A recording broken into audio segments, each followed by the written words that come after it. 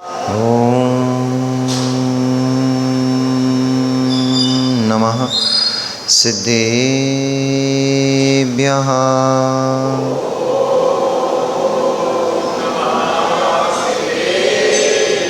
ॐ नमः सिद्धेभ्यः।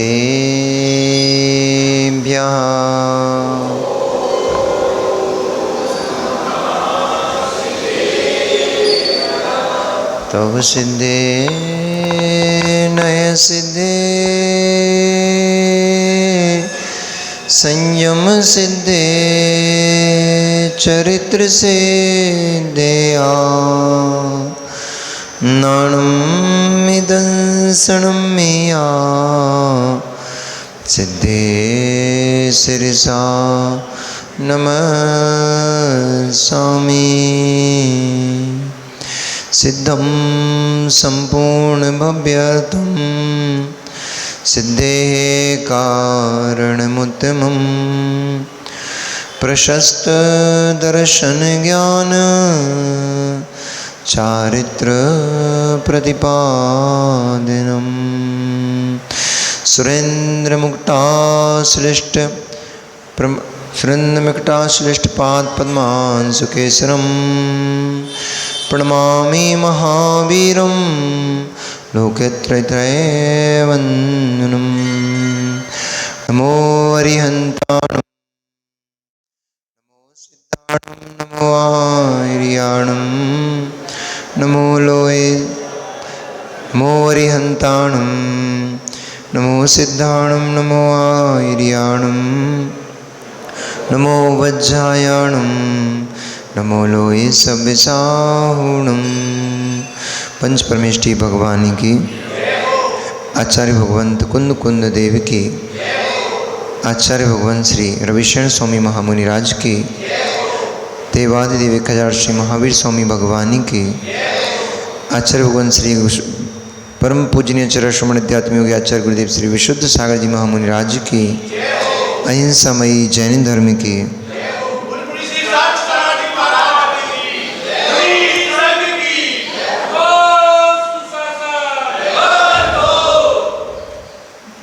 मनीषियों, वर्तमान शासन नायक भगवान वर्धमान स्वामी के शासन काल में हम सभी भव्य जीव यहाँ विराजते हैं।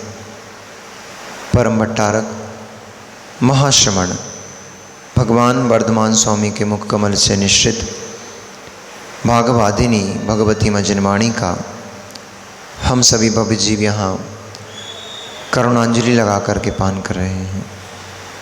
यह भागवादिनी, यह भगवती मजनवाणी सभी जीवों का कल्याण करे, सभी जीवों का मोक्ष मार्ग प्रशस्त करे।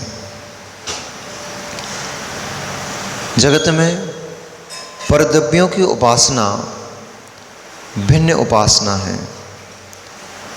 पर की उपासना करते करते इस जीव ने अनंत कल्पकाल व्यतीत कर दिए हैं, लेकिन निज की उपासना नहीं कर पाया। इसलिए यह जीव अनंत कल्पकाल के व्यतीत होते होते भी अब तक संसार में ही परिभ्रमण कर रहा है। भिन्न उपासना, अभिन्न उपासना। भिन्न उपासना तो कई बार की है, अनंत बार की है, लेकिन उस भिन्न उपासना के पीछे जिसके लिए उपासना की जा रही थी उस तत्व को नहीं समझ पाया है जीव, इसलिए भटक रहा है। यदि उस परम तत्व आत्म द्रव्य जीव द्रव्य को जानने लग जाए, उस आत्म तत्व को जानने लग जाए, उस जीव द्रव्य को जानने लग जाए, तो इसको इस बात का भान हो जाएगा कि यह जो उपासना की जा रही है, इस उपासना के पीछे प्रयोजन क्या है,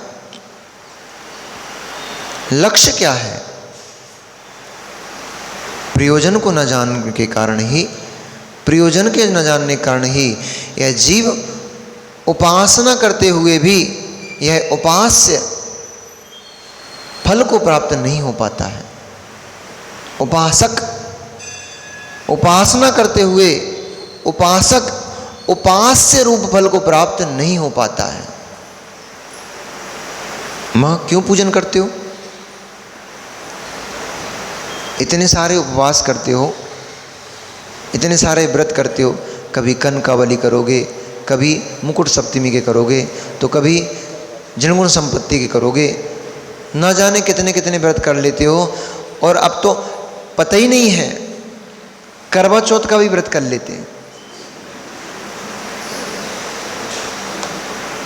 इस बात का ही ज्ञान नहीं है कि तुम्हारे उपास करने से, तुम्हारे व्रत करने से किसी जीव की आयु ना घटने वाली है और ना ही बढ़ने वाली है। भुज्य माने आयु का अपकर्षण नहीं होता,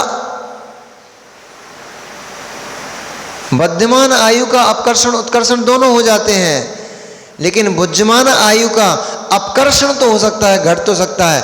संक्लेशता करने से, संक्लेश परिणामों को रखने से, कलह करने से, क्लेश करने से आयु का क्षरण होता है।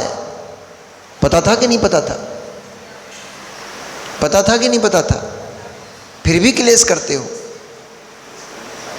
पता है झगड़ा करने से आयु क्षरण होती है, आयु घट जाती है, संक्लेशता करने से आयु घट जाती है, कषायों को करने से आयु घट जाती है। पता है फिर भी करते हो। कैसे समझदार कहें आपको? आशु भाई, ज्ञानी कहें कि अज्ञानी कहें? ज्ञान स्वरूप भगवान आत्मा, ज्ञान स्वरूप भगवान आत्मा, परम ज्ञानी, सारे अखिल ब्रह्मांड, अखिल विश्व के संपूर्ण चराचर पदार्थों को युगपत जानने देखने वाला ये भगवान आत्मा ज्ञानी, और इतनी सी बात नहीं समझता कि मैं संक्लेशता करता हूं, मैं क्लेश करता हूं तो मेरी आयु का क्षरण हो रहा है, मेरी आयु नष्ट हो रही है। कर लो, कितने ही करवा चौथ कर लो, क्योंकि भुज्यमान आयु का सिद्धांत है, भुज्यमान आयु का कभी भी अपकर्षण नहीं होता है, उत्कर्षण नहीं होता है। अपकर्षण तो हो जाता है, घट तो जाती है, बढ़ती नहीं है। बोले महाराज आपने अच्छी बता दी, अभी तक तो हम ये समझते थे व्रत उपवास करने से हम मृत्यु से बच जाएंगे,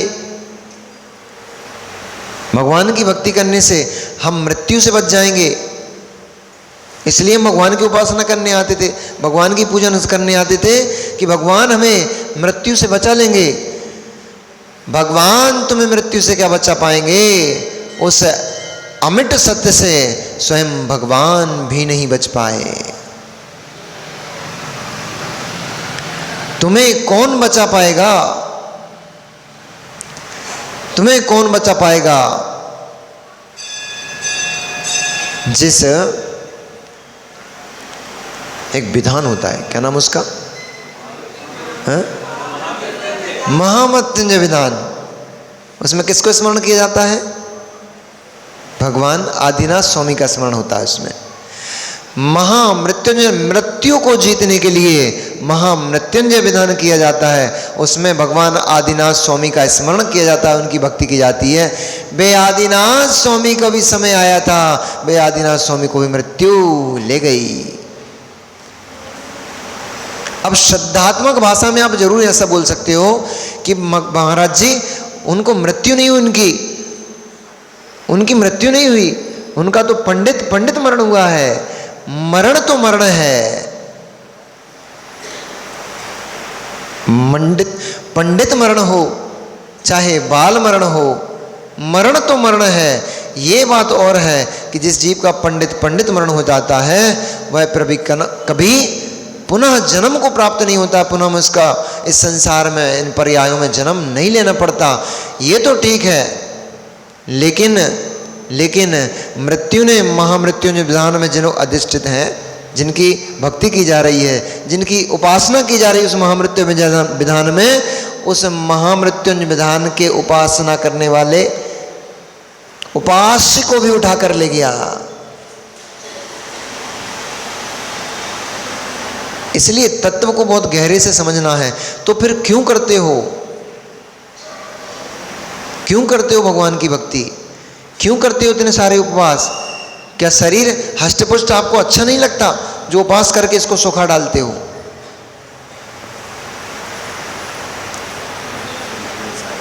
इस भेद को जब तक नहीं समझोगे, इस भेद को जब तक नहीं समझोगे, तब तक कितने भी उपास करते रहोगे, कितनी भक्ति करते रहोगे, कल्याण नहीं हो पाएगा। भिन्न उपासना में कल्याण नहीं हो पाएगा। तो मतलब भिन्न उपासना बंद कर दें? भगवान इतनी बड़ी बड़ी प्रतिमाएं महाराज लोग विराजमान करवा रहे हैं इनके, आपने ही अभी महीने 1.5 महीने पहले वो नसिया जी में भगवान को संस्कार किया था, तो उस समय आपकी बुद्धि कहाँ चली गई थी महाराज जी? आप भी तो भिन्न उपासना कर रहे थे। इतनी बड़ी बड़ी प्रतिमाएं 25-25 फीट की, 50-50 फीट की, 100-100 फीट की, 108 फीट की प्रतिमाएं विराजमान हो रही हैं, तो ये सब व्यर्थ हो जाएगा, इनका कोई प्रयोजन नहीं। आप ही तो कह रहे हो भिन्न उपासना से मोक्ष नहीं मिलेगा। पक्का है, पक्का है, भिन्न उपासना से कभी मोक्ष नहीं हो पाएगा, क्योंकि भिन्न उपासना में 2 होते हैं। उपासक भिन्न होता है, उपास्य भिन्न होता है। उपास्य यानी जिसकी उपासना की जा रही है, जिसकी भक्ति की जा रही है, जिसकी पूजा की जा रही है, वो उपास्य है। उपासक करने वाला, याजक, यज्ञ आदि करने वाला, हवन करने वाला, पूजन करने वाला, वो उपासक है। जहां जहां भिन्न रहेगा, जहां जहां भिन्न भाव रहेगा, जहां जहां भिन्नत्व रहेगा, वहां वहां नियम से ध्यान की भंगता रहेगी, एकाग्रता नहीं बन पाएगी। जहां जहां एकत्व होगा, वहां वहां ध्यान की एकाग्रता बनेगी। इसलिए भिन्न उपास्य उपासक में परमात्मा की भिन्न जब उपासना आप करते हो, भगवान की जब आप भक्ति करते हो, पूजन करते हो, अभिषेक करते हो, उस क्रिया को करते करते चंचलता होती है, अस्थिरता होती है, परंतु वह क्रिया वैसी नहीं है, वह क्रिया वैसी नहीं है जैसी एक कसाई जीव को मारते हुए कर रहा है, हिंसा रूप जो क्रिया कर रहा है, वैसी क्रिया भगवान की उपासना में नहीं है। इस दृष्टि से उपासना श्रेष्ठ है। भैया इसका ई को थोड़ा कम करना, काके इसका ई को कम करना। भगवान की उपासना वैसी भिन्न उपासना नहीं है, वैसा भिन्न द्रव्य का संबंध नहीं है जैसा किसी जीव ने हिंसा करते हुए, कोई जीव पाप करते हुए भिन्न द्रव्य से संबंध स्थापित करता है, कोई जीव पाप करते हुए, कोई जीव अधर्म करते हुए, अत्याचार करते हुए भिन्न द्रव्य से संबंध स्थापित करता है, वैसा परमात्मा की भक्ति में नहीं है। इसलिए उपासना बंद मत कर देना, छोड़ मत देना, इससे ही मार्ग खुलेगा, इससे ही मार्ग खुलेगा, मार्ग खुलेगा ना कि मंजिल मिलेगी। इससे मार्ग खुलेगा ना कि मंजिल मिलेगी।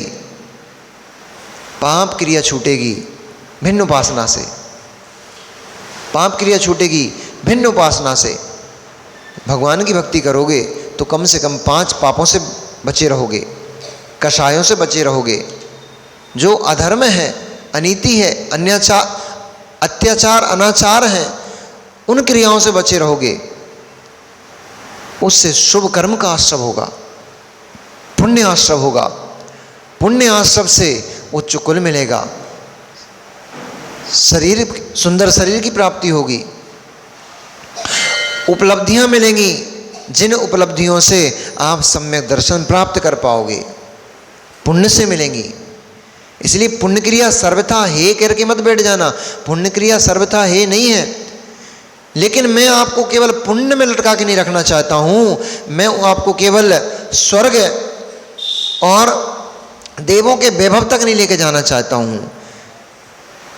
ये सब तो भगवान की भक्ति से मिल जाता है। मैं आपको उस परम तत्व तक लेके जाना चाहता हूं जिसका नाम परमात्मा है। उपासक नहीं, उपासक नहीं, उपास्य तक लेके चलना चाहता हूं। कब तक उपासना करते रहोगे? कब तक उपासक बने रहोगे? क्या होगा? भगवान की भक्ति करोगे, बहुत सारा पुण्य संचय हो जाएगा, देव बन जाओगे, उपरिम जाति के देव बन गए, यहां तक कि प्रति इंद्र बन गए, इंद्र बन गए। क्या होगा?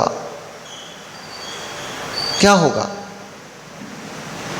क्योंकि सभी इंद्र मोक्ष नहीं जाते हैं। सौधर्म इंद्र की व्याख्यान अलग है, सभी इंद्र मोक्ष नहीं जाते हैं। इंद्र संज्ञा सिंह की भी है, इंद्र संज्ञा शेर की भी है, इंद्र संज्ञा चक्रवर्ती की भी है। नरेंद्र, चक्रवर्ती क्या बोला जाता है? नरेंद्र, नरों का इंद्र चक्रवर्ती। यक्षेंद्र, यक्षों का इंद्र। इसलिए सभी इंद्र मोक्ष नहीं जाते हैं। इसलिए मैंने आपको बोला, इसलिए इंद्र समझ के ये मत समझ बैठना कि सारे ही इंद्र मोक्ष चले जाएंगे। इसलिए इंद्र पद भी मिल गया, इंद्र भी बन गए, स्वामित्व मिल गया, वैभव मिल गया, सब कुछ मिल गया। सब मिलने के बाद आयु पूर्ण हुई, सब मिलने के बाद आयु पूर्ण हुई। आगे क्या? फिर आगे क्या? ये 84 का चक्कर तो खत्म हो ही नहीं पाया। इंद्र बन गए, यक्षेंद्र बन गए, आदि आदि इंद्र बन गए, बहुत वैभव मिल गया, आज्ञा मिल गया, सोमत सब कुछ मिल गया, सब भोग डाला, सागरों सागरों पर्यंत आयु मिल गई, भोग डाली, नष्ट हो गई। फिर क्या? पुनः पुनः इन्हीं देहों को प्राप्त करना पड़ेगा, पुनः पुनः कहीं त्रियंच में जाना पड़ेगा, पुनः मनुष्य में आना पड़ेगा, पुनः जीव जंतु बनना पड़ जाएगा। इसलिए पूजन तो करो। मैंने इसलिए प्रश्न किया था आपसे कि क्यों पूजन कर रहे हो, क्यों उपवास कर रहे हो, क्यों व्रत कर रहे हो, क्यों अपने आप को भूखा रखते हो? पता है? नहीं पता तो लक्ष्य विहीन साधना क्या फल देगी? प्रवीण भैया गाड़ी उठाई, निकल पड़े। रास्ते में मिल गए हमारे ये विवेक भैया। इनने पूछा प्रवीण भाई कहाँ जा रहे हो? प्रवीण भैया ने बोला जा रहा हूं। कहाँ जा रहे हो? ये तो मुझे पता ही नहीं कहाँ जा रहा हूं। जा रहा हूं। तो कहेंगे अज्ञानी क्यों पेट्रोल फूंक रहा है, क्यों समय बर्बाद कर रहा है? जब तुझे इस बात का ही ज्ञान नहीं है मुझे जाना कहाँ है, तो किस तरफ जाओगे और जाओगे तो कहाँ पहुंचोगे? इसलिए लक्ष्य विहीन साधना फलवती नहीं होती। जिस फल की मैं बात कर रहा हूं, साधना करोगे फल तो मिलेगा, भगवान की भक्ति करोगे फल तो मिलेगा, कर्मों का नाश होगा, पुण्य की प्राप्ति होगी, वैभव मिलेगा, ऐश्वर्य में सब मिलेगा। कर्म रहित अवस्था नहीं बन पाएगी। कर्मों का क्षय तो होता है, लेकिन कर्म रहित अवस्था नहीं बन पाएगी। वो कब बनेगी? इसलिए यहां पर नारद जी ने समझाया। इसलिए इस विषय को यहां पर नारद जी ने समझाया। किनको? जो राजपुर का नगर का मृत्युवान नाम का राजा था, जो यज्ञ में प्रवृत्त था, उसको इस बात का ज्ञान दिया, हे राजन तुम अधर्म कर रहे हो, तुम अज्ञानता में जी रहे हो, तुम जिस हिंसा के माध्यम से धर्म कमाना चाहते हो उससे तो तुम पाप ही कमा रहे हो। इसलिए उपासना करो, उपासना करो, उपासक को भी पहचानो, उपासक को भी पहचानो। उपास्य को पहचान लिया, पकड़ लिया है, उपासना किए जा रहे हो, उपासक का तो अतः पता ही नहीं है तुम्हें, उसके लक्ष्य तक कैसे पहुंचोगे। इसलिए जिस परम निर्वाण सुख की प्राप्ति के लिए आप यह हवन कर रहे हो, यह यज्ञ कर रहे हो, इसमें इस बात को देख तो लो कि जिस हवन से, जिस यज्ञ से आप कर्मों का क्षय चाहते हो, कहीं उससे कर्मों का आश्रय और बंध तो नहीं हो रहा है। इसलिए भक्ति तो करो, लेकिन भक्ति को समझ करके, जान करके करो, विवेक पूर्वक करो। और यदि वास्तव में तुम्हें उस परम सुख मोक्ष की चाह है, इच्छा है, तुम इस संसार से वास्तव में आकुलित हो चुके हो, संसार में अब तुम्हारा मन नहीं लगता है, तो अभिन्न उपास्य उपासक को समझो, अभिन्न उपासना करो। उसमें यह शरीर यज्ञ स्थल होगा। ये बाहर के यज्ञ स्थल तुम्हें मोक्ष नहीं दिला पाएंगे, तुम्हें सुख नहीं दिला पाएंगे। शरीर को यज्ञ स्थल बनाओ। यह शरीर यज्ञ स्थल है। यह इसमें जो बैठा हुआ आत्मा, वही उपासना करने योग्य है। उसके लिए होम करो, उसकी प्राप्ति का लक्ष्य करो। कर्म रूपी जो ईंधन है, इन ईंधन को समिधा रूप में बना करके जलाओ। शुभ भावना रूप अज आदि वस्तुओं का इसमें क्षेपण करो। समता परिणाम रूप स्थिति को गाओ, बाहर की स्थितियां नहीं, साम्य भाव रूप, समता परिणाम रूप स्थितियों का चिंतन करो। स्थितियों को इस हवन की सामग्री बनाओ। इस प्रकार इस देह हवन कुंड में कर्म रूपिता समिधा को जला करके और समता परिणाम रूप हवन सामग्री का इसमें दहन करोगे, छोड़ोगे, तब जाकर के तुम्हें वह परम सुख मोक्ष सुख प्राप्त होगा। उसकी यह बात समझ में आ गई। तुरंत ही उसने सारे प्रपंचों को विराम देते हुए और नारद से चरण स्पर्श करते हुए, नमस्कार करते हुए क्षमा याचना की। क्षमा याचना उपरांत उस मरुत्वान ने अपनी सुंदर पुत्री को रावण यानी कि दशानन को समर्पित करते हुए उसका विवाह बंधन में उसको बांधा और उसको समर्पित करते हुए वह मरुत्वान उस दशानन का समधि होते हुए और पुनः अपने राज्य पर स्थापित हो गया।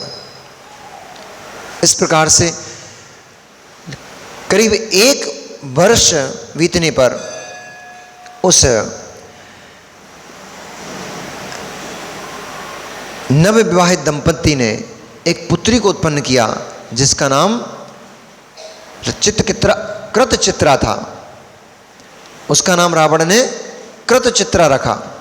इस प्रकार से रावण के वर्षों पे वर्ष बीतते चले जा रहे थे और उसकी जो निरंतर दिग्विजय यात्रा थी वह निरंतर बढ़ती चली जा रही थी। ऐसा जब भगवान गौतम स्वामी श्रेणिक से कह रहे थे तभी श्रेणिक के मन में जिज्ञासा उत्पन्न हो गई और उसने पुनः निवेदन किया कि भंते, आपने पर्वत का ज्ञान कराया, आपने वसु राजा का ज्ञान कराया, लेकिन आपने नारद के बारे में तो कुछ बताया ही नहीं कि नारद कौन थे और उनका क्या वास्तविक स्वरूप क्या था उनका। क्योंकि लोक में नारद की बहुत विचित्र दशा मानी जाती है, विचित्र स्वरूप माना जाता है। कोई वीणा को धारने वाला, आकाश में गमन करने वाला और कौतूहल प्रिय, लड़ाई झगड़े में कराने में निपुण, उसी का नाम कौतूहल होता है। कि जो चटपटे होते हैं, थोड़े कलह करने में, क्लेश करने में जिनको आनंद आता है, दूसरों के मज़े लूटने में बड़ा आनंद आता है। लेकिन भैया दूसरों के मज़े मत लूटा करो, उसमें पाप का आश्रय होता है। आप किसी को लड़ाओगे, आपके निमित्त से कोई संक्लेशित होंगे, कषाय करेंगे तो निमित्त बनोगे। तो जैसे शुभ क्रिया में नित्य बनने से छठा भाग मिलता है, तो प्रसन्न होते हो। ऐसे ही अशुभ क्रिया को करने में भी छठा भाग मिलता है। अब प्रसन्न नहीं हो पाओगे, दुखी हो पाओगे। इसलिए ना किसी को क्लेश दो, ना किसी से क्लेशित हो, आनंद में रहो और आनंद में रहने दो, जियो और जीने दो। तब जब नारद के बारे में जानने की जिज्ञासा जब राजा शणिक की हुई, तब गौतम स्वामी ने कहा कि हे राजन, यद्यपि अभी प्रकरण दशानन की दिग्विजय यात्रा का चल रहा है और दशानन शीघ्र ही बहुत उपलब्धि को प्राप्त होने वाला है, वह सीधे इंद्र के पास जाने वाला है, परंतु तुम्हारी जिज्ञासा का समाधान करते हुए मैं सबसे पहले यहाँ पर नारद का व्याख्यान करता हूँ। तुम उस कथा को ध्यान लगा करके सुनो।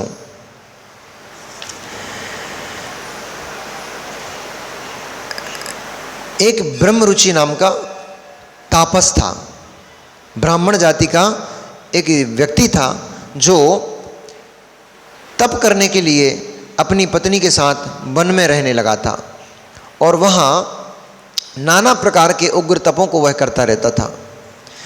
वह तापस, जिसका नाम ब्रह्मरुचि था, वह ब्रह्मरुचि संसार से उदास हो चुका था।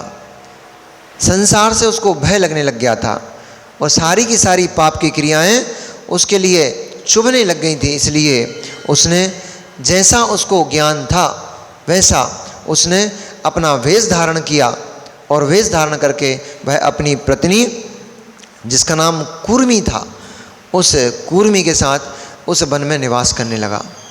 समय बीतता गया, उसकी तप साधना बढ़ती गई और उग्र उग्र तप करते रहा। कभी नदी में मुख तक पानी के बीच में जाकर के साधना किया करता था, कभी पांचों अपने चारों ओर अग्नि लगा करके पंचाग्नि तप किया करता था, तो कभी वर्षों दिनों दिनों तक भूखा रह करके उपवास की साधना किया करता था। इस प्रकार घोर घोर तप को वह करता हुआ और उस बियाबान जंगल में, जहाँ मनुष्यों का प्रवेश दुर्लंघ था, ऐसे उस बियाबान वन में वह घोर तप को प्राप्त था। किसी एक दिन वहाँ से अवधि ज्ञानी मुनि महाराज अपने संग के साथ निकल पड़े और विहार करते हुए वे भाग्यवश उसी स्थान से निकले जहाँ पर वह तापस तप किया करता था। उस तापस की जो पत्नी कूर्मी थी, वह कूर्मी गर्भवती थी और उसके गर्भ में एक संतान पल रही थी। इस बात को देख करके उन मुनिराज को उसके ऊपर दया आई और दयापूर्वक वे उस तापस को कहने लगे कि हे तापस, तुमने बहुत अच्छा किया है कि तुम संसार से विरक्त हो गए हो। तुमने बहुत अच्छा किया है कि तुमने इन विषय वासनाओं इंद्रिय भोगों को त्याग दिया है। तुमने बहुत अच्छा किया है कि तुम सर्व परिग्रह से मुक्त होकर के तुम इस वन में तप साधना करते हो। लेकिन जरा सोचो तो, इतना सब करने के बाद भी क्या तुम्हें मोक्ष की सिद्धि हो पाएगी? क्या तुम उस परम सुख को प्राप्त कर पाओगे? हे तापस, यद्यपि तुमने सब कुछ त्याग दिया, लेकिन तुमने अब्रह्म जैसा अधर्म, इसको तो तुमने त्यागा ही नहीं है। इतना सब तप करते हुए तुम अपनी पत्नी के साथ भोग भोगते हो, इतना तप करते हुए साधु का भेष धारण करके भी तुम यदि अपनी पत्नी के साथ भोग भोगते हो, तो तुम साधु और कैसे हुए? सामान्य गृहस्थ में और फिर तुम में क्या भेद? तुम यदि लक्कड़ जलाते हो तो लक्कड़ जलाने में एक इंद्रिय जीव की हिंसा होती है, 30 जीवों की भी हिंसा होती है, क्योंकि लक्कड़ में बहुत जीव होता है। इसलिए यदि तुम अपने शरीर को तपाने के लिए, तप करने के लिए इन लक्कड़ में आग लगाते हो, इससे तुम बहुत सारी विराधना को प्राप्त होते हो, बहुत सारे जीवों की हिंसा को प्राप्त होते हो, और हिंसा पाप है। इसलिए तुम कर्म से बंध से मुक्त कैसे हो पाओगे? तुम एक सामान्य गृहस्थ की तरह, जैसे एक सामान्य गृहस्थ धन अर्जन करके अपने भोजन की व्यवस्था को करता है, अपने परिवार का संचालन करता है, ऐसे ही तुम ये फल फूल ला करके अथवा कोई भी वस्तु को ला करके उसका भोजन बना करके भोजन ग्रहण करते हो, तो उस भोजन के बनाने में आरंभ सारंभ होता है, उस द्रव्य को लाने में आरंभ सारंभ होता है, उस आरंभ की क्रिया से बहुत पाप की हिंसा होती, बहुत हिंसा पाप होता है, परिग्रह संचय पाप होता है, आदि आदि निमित्तों से तुम कर्म से मुक्त नहीं हो पा रहे हो। इसलिए तुम्हें यह करना उचित नहीं है। यदि तुम मोक्ष सुख चाहते हो तो तुम अपनी पत्नी से भी पत्नी पने का जो भाव है उसको त्याग कर उसमें भी भगवान आत्मा जीव द्रव्य देखो, और जो अब्रह्म सेवन का तुम्हारा भाव है इसको त्याग कर परम ब्रह्मचर्य को धारण करो, उससे तुम्हारा कल्याण होगा। जो तुम वस्त्र आदि को धारण किए हुए, तो किंचित वस्त्र को धारण करने में भी उसमें ममत्व भाव जाता है, उसमें राग भाव जाता है। इसलिए जब तक तुम्हारे पास ये वस्त्र रहेंगे तब तक इन वस्त्रों को संभालने का, रखने का, धोने का, सुखाने का नाना प्रकार का विकल्प तुम्हारे ऊपर बढ़ चढ़ा रहेगा, तब तक तुम निर्विकल्प ध्यान की सिद्धि नहीं कर पाओगे। इसलिए यदि तुम निर्विकल्प ध्यान की सिद्धि को चाहते हो तो तुम्हें वस्त्र आदि को त्याग करके निर्गंथ वेश धारण करना चाहिए। धर्म का यथार्थ स्वरूप जब मुनिराज उसको प्रतिपादित कर रहे थे, तब वह तापस दोनों अपने हाथों को जोड़ करके उन मुनिराज के समक्ष बैठा और भव्य सम्यक दृष्टि जीव के भांति उनको उपदेशों को ग्रहण कर रहा था। ग्रहण करते हुए अपनी अज्ञानता के ऊपर पछताता हुआ वह ब्राह्मण बोला कि हे गुरुदेव, यद्यपि मैं स्वयं बहुत शास्त्रों का ज्ञाता हूँ, मैंने बहुत तत्व ज्ञान प्राप्त किया है, परंतु जैसा उपदेश आपने आज मुझे दिया है मैं कभी भी पहले इस उपदेश को प्राप्त नहीं हो पाया हूँ। इसी अज्ञानता के कारण मैं विरक्त होते हुए भी रागी बना इस वन में भटक रहा हूँ। आज आपके उपदेश से मुझे समीचीन तत्व का ज्ञान हुआ, और वास्तव में तत्व क्या है, वास्तव में ध्यान आदि क्या है, उनका मुझे परिज्ञान हुआ है। इसलिए मैं आपके ही समान उस परम ध्यान को प्राप्त होना चाहता हूँ, इसलिए मैं जैनेश्वरी दीक्षा को प्राप्त होना चाहता हूँ। उन मुनिराज ने उसको जैनेश्वरी दीक्षा प्रदान की। वह कूर्मी ने बार बार उसको रोका कि इस वन में तुम्हारे सिवा मेरा कौन सहारा है, तब भी पर जिसको वैराग्य उत्पन्न हो जाता है फिर उसको कुछ भी दिखाई नहीं देता, फिर उसको तो केवल और केवल अपना आत्म द्रव्य दिखाई देता है और उस अपनी आत्मा का कल्याण मात्र दिखाई देता है। इस प्रकार उसने दीक्षा धारण करते हुए, और वास्तव में तापस तो था ही, तपस्वी तो था ही, इसलिए उसको तप करने में अधिक समय नहीं लगा, क्योंकि वह तप करने में तो प्रवीण था ही, समीचीन रूप से नहीं कर पाता था। इसलिए सम्यक ज्ञान होते ही उसने सम्यक तप को धारण शुरू कर दिया, और उग्र उग्र तप को करते हुए वह अपने कर्मों की छपना करने लग गया। सर्प से रहित सर्पणी की भांति, सर्प से रहित सर्पणी की भांति वह कुर्मी उस वन में अकेली रह गई। जैसे हिरणों के समूह से कोई एक हिरणी छूट जाए और चारों तरफ वह केवल भयभीत और अपनी आत्मरक्षा, अपने शरीर की रक्षा के हेतु यहाँ वहाँ भागती फिरती है, ऐसे ही अब उसका जगत में कोई भी सहारा नहीं था। इसलिए वह कूर्मी उस बिछड़ी हुई हिरणी के भांति यहाँ वहाँ उस वन में घूमती फिरती थी और फल फूल आदि को खा करके अपना जीवन व्यतीत करती थी। पर उसके मन में भी, चूंकि उसने भी मुनिराज से तत्व का उपदेश सुना था, इसलिए उसके मन में भी बड़ी उत्कंठा थी कि मैं भी, जब मेरे पति ने इस मार्ग को चुन ही लिया है और अपने आत्म कल्याण के मार्ग पर निकल चुके हैं, तो मुझ पापिन को यहाँ इस संसार में बटने के क्या प्रयोजन और किसके लिए। परंतु गर्भ में बालक था, इसलिए उस समय कोई निर्णय नहीं कर पाई। जैसे ही उस बालक का जन्म हुआ, उसने उस बालक को उस वन में छोड़कर, और वह भी जाकर के आलोक नगर में इंद्रमालिनी नाम की आरिका माँ थी, उनके पास जाकर के सोचा। अब आप लोग सोचोगे कि ये तो उसने बहुत गलत किया। ये आप लोग क्या सोचोगे उस अबोध बालक को, तुरंत के जन्मे बालक को उसने ऐसे जंगल में छोड़ दिया। उसने बहुत गलत किया। ये आपकी दुर्बुद्धि कहेगी, ये आपका कर्तृत्व भाव कहेगा, कर्तापन कहेगा। आज सुन लो भैया, बड़े क्वेश्चन होते हैं ना, कोई भी महाराज आते हैं कुछ भी बोलते हैं तो आप लोगों के पास एक जवाब होता है, महाराज लोक निंदा को प्राप्त होंगे। प्रवीण भैया भी कह रहे थे एक दिन हमसे कि महाराज बेटा बेटी की शादी हो जाए फिर हम उस ऋण से मुक्त हो जाएंगे। ये आपका कर्तापन कहता है। अब आप सब कुछ देखते तो हो, कितने बेटे और कितनी बेटियां आज हैं जिनका विवाह आप कर पा रहे हो। या तो वे बेटे बेटियां चुन के ये जाते हैं और आपसे आके केवल ठप्पा लगवा लेते हैं, पप्पा कर रहे हो कि जाएं। मजबूरी में उस माता पिता को बेचारे को उस बेटी का संबंध करना पड़ता है, उस बेटे का संबंध करना पड़ता है।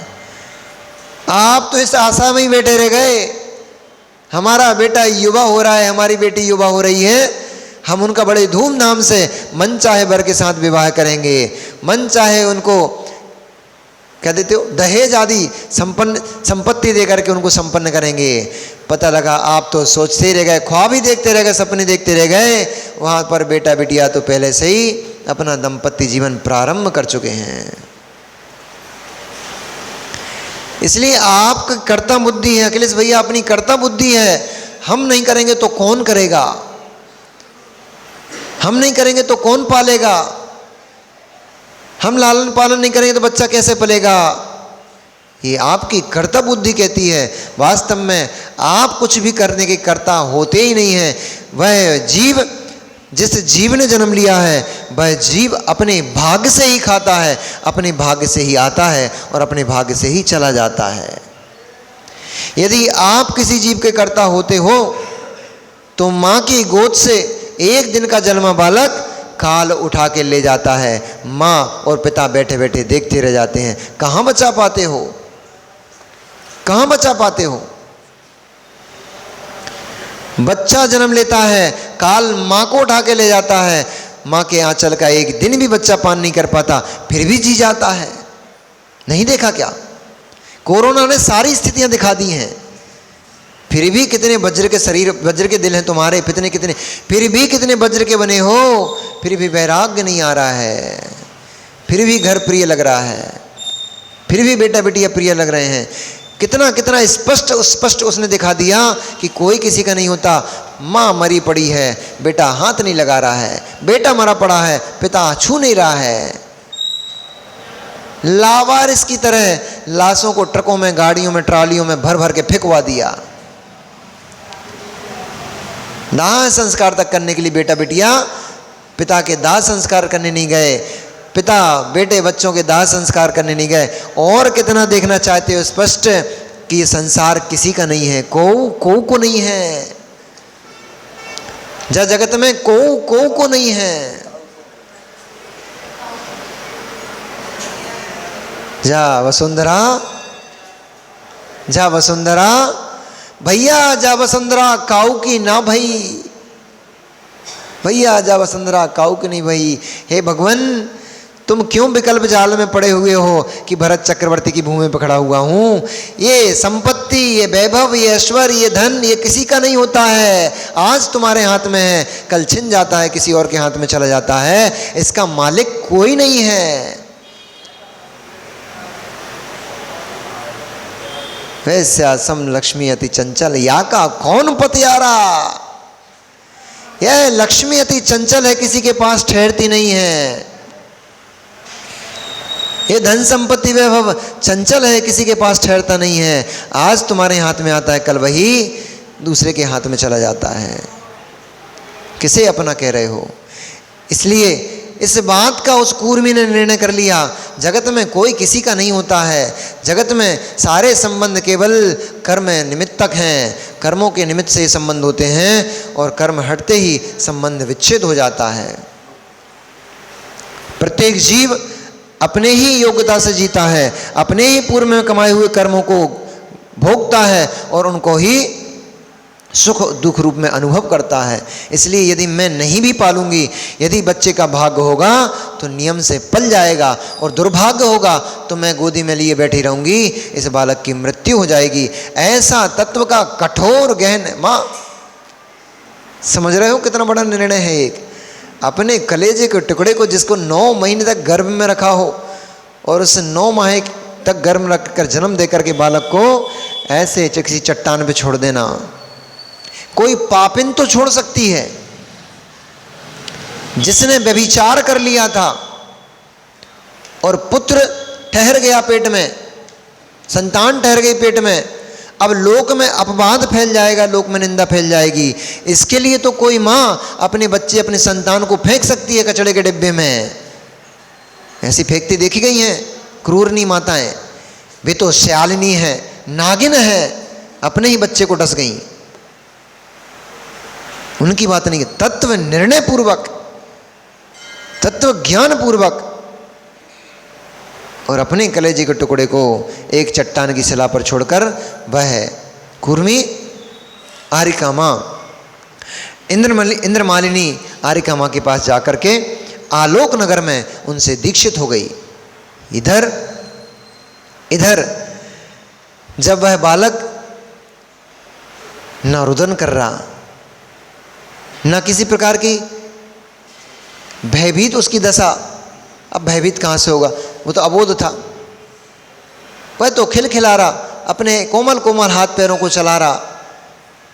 ऐसे वन में एक चट्टान के ऊपर एक बालक पड़ा हुआ है। ऊपर से जम्भक नाम का एक देव था, जम्भक देव। वह आकाश मार्ग से कहीं जा रहा था। उसने देखा नीचे वन का रमणीक जो स्थान था, उस रमणीक स्थान का अवलोकन करते हुए वह चला जा रहा था। अचानक से वह हाथ पैर की चंचलता करता हुआ बालक उसको दिखाई दे गया। उसने चारों ओर देखा, अपने विमान को रोक करके, उसको चारों ओर कोई भी दिखाई नहीं दिया। तब उसने अपने विमान को नीचे उतारा। ये भाग्य है, भाग्य है। हनुमान पले थे कि नहीं पले थे? पवन ने अंजनी को निकाल दिया था घर से, तो मामा के रूप में कौन मिले थे? कौन मिल गया था अंजनी को? उसका भाई, क्या नाम था? अब चलो, अभी प्रकरण आएगा तब बताएंगे।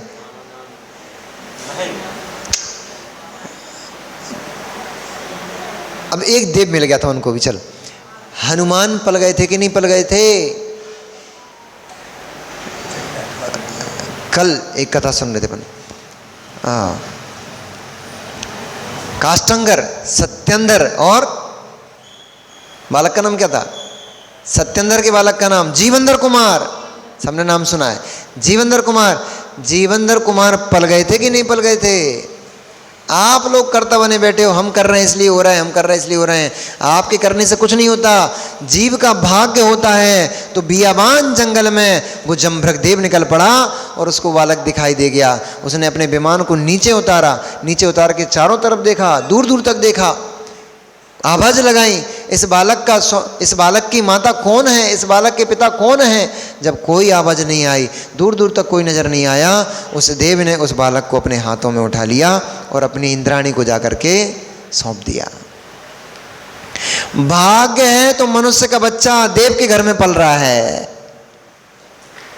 भाग्य है। और दुर्भाग्य होता है, दुर्भाग्य होता है, दुर्भाग्य होता है महलों में जन्मा बच्चा। जीवेंद्र कुमार, महलों में जन्मा बच्चा, महलों में जन्मने वाला बच्चा शमशान घाट में जन्म ले रहा है। दुर्भाग्य है तो महलों में जन्म लेने वाले को शमशान घाट नसीब होता है, और भाग्य है तो शमशान घाट में जन्मे बच्चे को देवों का देवालय नसीब होता है। सब भाग्य का खेल है, पुण्य का खेल है। उस जम्भक देव ने बड़े लाड़ प्यार से उस बच्चे का लालन पालन किया, और सारी की सारी जो देव विद्याएं होती हैं उस देव विद्याओं को उस बालक को दिया। यद्यपि वह बालक मनुष्य का बालक था, मनुष्य था, तब भी उसने बहुत सारी विद्याएं, आकाशगामिनी आदि बहुत सारी उसने विद्याएं सिद्ध की। और देव के द्वारा लालन पालन हुआ था, इसलिए देवों के द्वारा भी उसको बहुत सारी विद्याएं दे दी गई। इस प्रकार से वह देवपुत्र कहलाने लगा। और वह देवपुत्र उसने तत्व आदि के ज्ञान को प्राप्त किया। तत्व आदि के ज्ञान को प्राप्त करके वह देवपुत्र क्षुल्लक हो गया। उसने 11 प्रतिमाओं को धारण करके और क्षुल्लक व्रत धारण कर लिए, लाल लंगोटी और एक लाल दुपट्टा धारण कर लिया। अब कहीं लाल भी आता है, कहीं सफ़ेद भी आता है, ठीक है। तो लंगोटी और दुपट्टा क्षुल्लक जी का वो होता है, वस्त्र होते हैं। एक लंगोटी धारण करते हैं, एक दुपट्टा धारण करते हैं। इसलिए कहीं लाल वाले मिल जाएं तो विकल्प नहीं करना कि लाल लंगोटी क्यों पहने, लाल दुपट्टा क्यों डाले हुए हैं, क्योंकि लाल का भी हाँ, वहाँ पे गोमटेस में बहुत सारे क्षुल्लक जी मिले थे हम लोगों को, लाल दुपट्टा और लाल लंगोटी वाले। तो हम उनको चढ़ाते थे, उनसे बोलते लाल लंगोटा जय हनुमान। इस प्रकार से उन्होंने अणुव्रतों को धारण करते हुए 11 प्रतिमाओं को धारण किया बड़ा होकर के, और बहुत सारी विद्याओं का स्वामी हो गया। और सुंदर तो था ही, क्योंकि तप के प्रभाव से उत्पन्न हुआ था, क्योंकि उसका पिता तपस्वी था, माँ तपस्विनी थी। इसलिए तप के प्रभाव से सौंदर्य रूप आदि को तो धारण करने वाला था ही, विशेष शक्तियों से युक्त भी था। और फिर देवपुत्र होने से वह बहुत सारी विद्याओं का स्वामी हो गया। इस प्रकार से वह देव ऋषि नाम से सारे लोक में प्रचलित हो गया। यहाँ तक कि देवता लोग भी उसको सम्मानपूर्वक नमस्कार करते थे। देवों का गुरु कहलाने लग गया वह। चूँकि मनुष्य था इसलिए मनुष्यों में भी घूमता था और मनुष्यों का भी गुरु कहलाता था, और देवों के बीच में भी रहता था, इसलिए देव ऋषि भी कहलाता था। इस प्रकार से मनुष्य देव त्रियंच सभी के बीच में रहता हुआ, सभी के बीच में वह आनंद से जिया करता था। ऐसा वह देव ऋषि, उसका नाम नारद हुआ। चूँकि उसके माँ ने छोड़ दिया, उसके पिता ने छोड़ दिया, इसलिए उसका सहारा कोई नहीं था, इसलिए उसका नाम नारद हुआ। माता पिता के छोड़े हुए होने के कारण उसका नाम नारद प्रचलन में हुआ आया। लेकिन देवों के पास पला इसलिए ऋषि बन गया, इसलिए वो देव ऋषि कहलाने लग गया। इस प्रकार से जम्बक देव के द्वारा पाला गया वह नारद बालक, वह बहुत ही चंचल चित्त का और कलह प्रिय, दूसरों को लड़ा करके खूब मजे लूटने वाला। इस प्रकार से वह जगह जगह स्थान स्थान में विचरण करते हुए, उसके लिए कोई रोक टोक नहीं थी। कभी भी किसी भी राजा के महल में प्रवेश कर सकता था, कोई द्वारपाल नहीं रोकेगा। किसी देव के स्थान में प्रवेश कर जाएगा, उसको कोई नहीं रोकेगा। यहाँ तक कि रानियों के अंतःपुर में भी बिना किसी रोक टोक के उन देव ऋषि का आना जाना हो सकता था, उनके ऊपर कोई बंदिश नहीं थी। देवियों के यहाँ भी वो उनका आना जाना हो सकता था, उनका कोई बंदिश नहीं थी। इसलिए सभी का प्रिय वह नारद यत्र तत्र भ्रमण करते हुए और आनंद का जीवन जीता था। इस प्रकार से नारद का वृत्तांत कहकर सुना करके गणधर परमेष्टि गौतम स्वामी ने राजा शैणिक को बहुत संतुष्ट किया।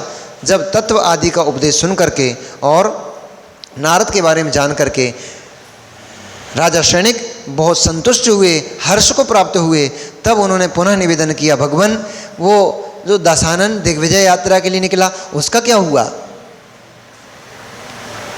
जिज्ञासा आती ना, आप लोग भी जैसे कहानी सुनना कितने अच्छे से भी देखो, एकदम मन लगा हुआ है सबका, एकदम बिल्कुल ऐसे बैठे हो कुछ, अब क्या होने वाला है, तो जिज्ञासा आती हैं। तो वहाँ पर सैनिक के में पुनः जिज्ञासा उत्पन्न हो गई कि भगवान वो दशानन निकले थे यात्रा के लिए, उनका क्या हुआ? तो पुनः भगवान गौतम स्वामी ने रावण का वृत्तांत कहना प्रारंभ किया।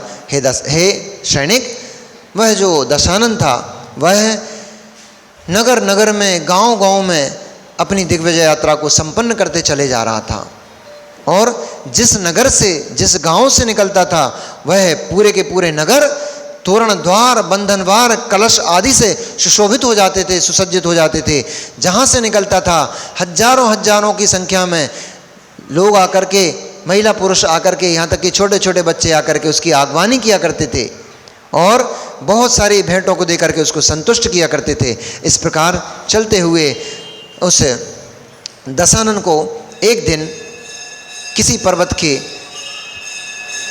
चोटी के ऊपर उसने अपना पूरा काफिला, अब तो बहुत लंबा चौड़ा हो चुका था क्योंकि जितने लोगों को जीतते जा रहा था, जितने राजा महाराजाओं को जीतते जा रहा था, सारे के सारे राजे महाराजे उसके पीछे पीछे उसकी दिग्विजय यात्रा में साथ में चलते जाते थे। इस प्रकार से अब तो ऐसा जनसमूह हो गया था, ऐसा जनसमूह हो गया था कि जैसे विशाल समुद्र अपने जल में पल्लरें उत्पन्न करता है, ऐसा जहाँ देखो वहाँ तक केवल सेना ही सेना, दूर दूर तक केवल नरमुंडी ही नरमुंडे नजर आते थे और कुछ भी नजर नहीं आता था। ऐसा विशाल पूरे आकाश, पूरे प्रदेश, पूरी पृथ्वी के प्रदेशों को व्याप्त करता हुआ वह दशानन एक दिन किसी पर्वत की चोटी पर पहुंचा। वहाँ उसने अपना शिविर स्थापित किया, यानी टेंट लगाया, तंबू ताना। अरे रावण ने नहीं ताना, उसके सामंतों ने ताना।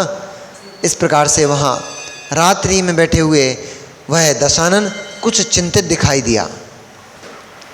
तब उसके जो इष्टजन थे उन्होंने प्रश्न की कि हे दशानन, ये हर्ष का विषय है कि आप अपने सारे शत्रुओं को जीतते चले जा रहे हो, सारे के सारे आपके शत्रु आपके सामने नतमस्तक होते चले जा रहे हैं। आपको प्रसन्न होना चाहिए, आप खेद रूप मुख को लेकर क्यों बैठे हो? क्या कोई किसी शत्रु ने आपकी अवज्ञा की है? क्या कोई शत्रु ऐसा है जो आपसे अजेय है? अथवा किस बात की चिंता है? हमको बताकर संतुष्ट कीजिए। तब दशानन ने कहा, हे मित्रों, इस ब्रह्मांड में ऐसा कौन है जो दशानन की अवज्ञा करेगा और अवज्ञा करके अपनी मृत्यु को निकट बुलाएगा? इस ब्रह्मांड में ऐसा कोई प्राणी नहीं है जो मुझे अनुलंघनीय हो। परंतु हमारी पुत्री कृतचित्रा बड़ी हो चुकी है। आप अभी प्रवचन शुरू हुए तब तो छोटी सी हुई थी, तब तो उत्पन्न हुई थी। अब इधर प्रवचन चल रहा है, उधर कार्यक्रम लंबा चल रहा था। तो कृतचित्रा अब यौवन को प्राप्त हो चुकी है, सौंदर्य से दूसरों के मन को मोहने लग गई है और मुझे यथार्थ में युवा पुत्री को देखकर पिता का हृदय चिंता से ग्रसित हो ही जाता है। क्योंकि युवा पुत्री उस धन के समान है, युवा पुत्री उस धन के समान है जिसे लेकर के बियाबान जंगल में से एक अकेला आदमी जा रहा है। कौन छीन ले उस धन को? कौन उस धन को छीन ले? कौन शत्रु उस धन के लिए आपका मरण कर दे? इसका कोई भरोसा नहीं है। ऐसे ही युवा पुत्री किस समय कलंकित हो जाए, इसका कोई समय नहीं है, भरोसा नहीं है। इसलिए युवा पुत्री का योग्य समय पर विवाह कर देना ही उचित है। ये आज के माता पिताओं को सीखना चाहिए रावण से। 30-30 साल की बिटियां घर में बैठी हैं, 26-26, 25-25 साल की घर में बिटियां बैठी हैं, 35-35 साल घर में बिटियां बैठी हैं। तुम्हें चिंता ही नहीं है, फिर कुछ गलत करके बैठ जाएंगी, फिर चिंता करोगे, फिर रोगे कि हमारी बेटी ने हमारी नाक कटा दी, हमारे बेटे ने हमारी नाक कटा दी। योग्य समय पर योग्य कार्य करना चाहिए। विवाह का जो योग्य समय है, उस योग्य समय में वैसे तो पूर्व समय के अनुसार देखोगे तो 18 साल से 20 साल 21 साल तक की बच्ची का विवाह हो जाना चाहिए,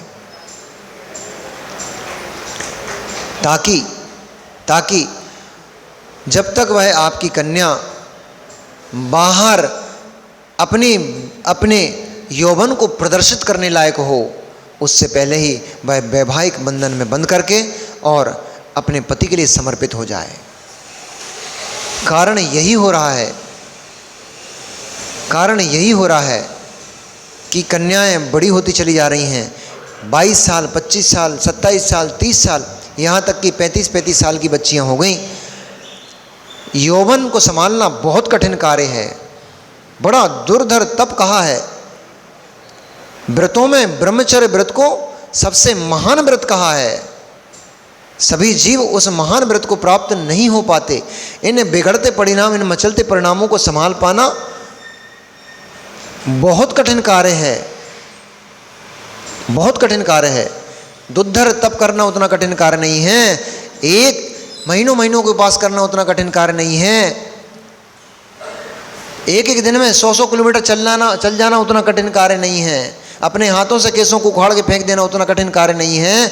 एक क्षण के लिए भी मचलते परिणाम आपने नियंत्रित कर लिए, ये आपने बहुत बहुत बहुत बड़ी तपस्या कर ली। इसलिए समय देख करके समय पर उचित कार्य कर लेना ही श्रेष्ठ पुरुषों की निशानी है। बाद में पछताना नहीं पड़ता, नहीं तो फिर बाद में माता और पिता को पछताना पड़ता है। इसलिए समय पर करना चाहिए। ऐसा ही जब वह कृतचित्रा यौवन को प्राप्त हो गई तो दशानन ने चिंता व्यक्त की। तब सभी सामंतों ने एकजुट होकर के उसको समर्थन करते हुए कहा कि क्या आपने कोई ऐसा वर देख के रखा है जो इसके लिए उचित हो। ऐसा वार्तालाप चल ही रहा था। तभी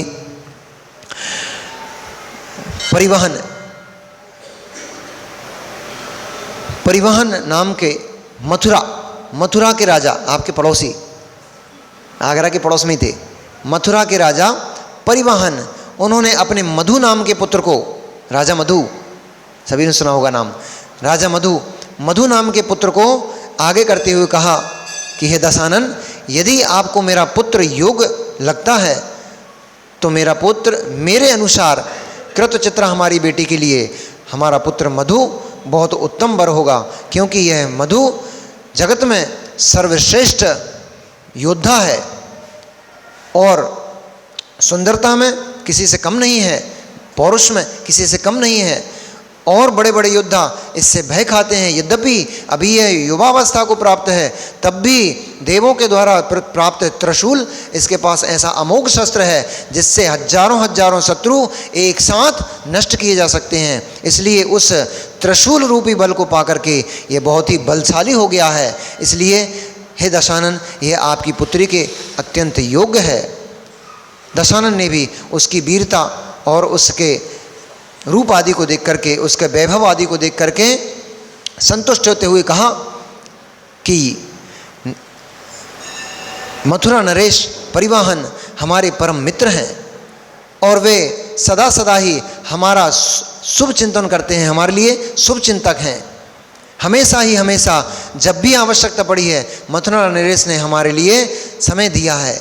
इसलिए उनका पुत्र हमारे लिए मधु योग्य वर है। और उन्होंने ऐसा जान करके मधु के साथ उचित समय देख करके कृतचित्रा का विवाह संपन्न किया। इस प्रकार कृतचित्रा को पाकर के और रावण का दामाद बन करके वह मधु अत्यंत संतुष्टि को प्राप्त हुआ, अत्यंत वैभव को प्राप्त हुआ। इस प्रकार से उस सेना को लेकर के दशानन आगे बढ़ते चले जा रहे थे। वहाँ पर बढ़ते हुए लगभग उनको 18 वर्ष हो गए। दिग्विजय यात्रा प्रारंभ की उनको 18 वर्ष हो गए। अब इस भूमि पर ऐसा कोई राजा नहीं बचा था, भूमि गोचरी राजा, कई सारे विद्याधर राजाओं को जीतते हुए भूमि पर कोई भी भूमि गोचरी राजा नहीं बचा था जिसको रावण ने जीत ना लिया हो, उस दशानन ने अपने अधीनस्थ ना कर लिया हो। हजारों राजाओं को अपना अधीनस्थ करते हुए वह दशानन एक दिन गंगा नदी के तट पर पहुँचे और वहाँ जाकर के 18 वर्ष की थकान गंगा नदी को देखकर निकलने लग गई। और सभी ने, यहाँ तक कि दशानन ने, सभी सामंतों ने और सभी जो उनके सैनिक थे, सभी ने गंगा नदी में खूब स्नान आदि करके अपने पूरे इतने सारे लंबा जो सफ़र किया था उसकी पूरी थकान को निकाला। अपने ऊपर जो धूल धूसर वस्त्र आदि थे उनको स्वच्छ किया और इस प्रकार से अपने सारे जो जितने भी उन लोगों ने जितने दिन तक श्रम किया था उस श्रम को उस गंगा नदी में उन्होंने बहा दिया। बहा करके पुनः एक नई ऊर्जा, नई उमंग के साथ वह गंगा नदी से बाहर निकले। तब उनकी दृष्टि इंद्र के ऊपर पड़ी कि अब मैंने सारे योद्धाओं को जीत लिया है, अब मैं पूर्ण सशक्त भी हूँ और अब विद्याधर राजा इंद्र को जीतना, क्योंकि एक इंद्र को जीतने में सारे विद्याधर समाहित हो जाएंगे, इसलिए अब मुझे इंद्र को जीतने के लिए प्रयाण करना चाहिए। ऐसा जान करके उसने सर्वप्रथम जो इंद्र का प्रथम लोकपाल था जिसका नाम नलकूबर था, उस नलकूबर का जो दुर्लंघ्य नाम का नगर था, उस नगर के समीप जा करके और युद्ध का बिगुल बजाया। और युद्ध का बिगुल बजाते हुए उन्होंने नलकूबर को ललकारा कि नलकूबर तुम तैयार हो जाओ, दशानन तुम्हें जीतने के लिए प्रवेश कर चुका है। ओम नमः सिद्धेभ्यः।